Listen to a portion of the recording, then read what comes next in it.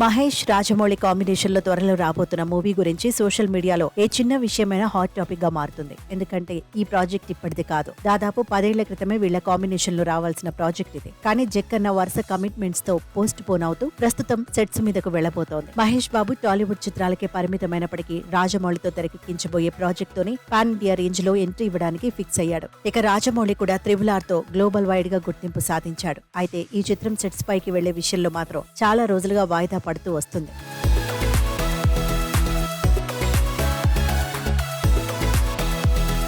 African forest back drop తో వస్తున్న ఈ మూవీకి ఇప్పటికే విజయేంద్ర ప్రసాద్ కథను కూడా అందించారు. దాదాపు 1000 కోట్ల భారీ బడ్జెట్ తో తెరకెక్కబోతున్న ఈ చిత్రం ప్రస్తుతం ప్రీ ప్రొడక్షన్ కార్యక్రమాలతో బిజీగా ఉంది. అయితే జక్కన్న మాత్రం దీనిపై పెద్ద స్కెచ్ తోనే సినిమా షూటింగ్ ను వాయిదా వేసుకుంటూ వస్తున్నాడట. SSMB 29 సినిమాకి హాలీవుడ్ నిర్మాణ సంస్థను భాగస్వామ్యం చేయడానికి ప్రయత్నాలు చేస్తున్నాడట. ఇప్పటికే దీనికి సంబంధించి 3 బడా నిర్మాణ సంస్థలతో సంప్రదింపులు జరుపుతున్నాడట.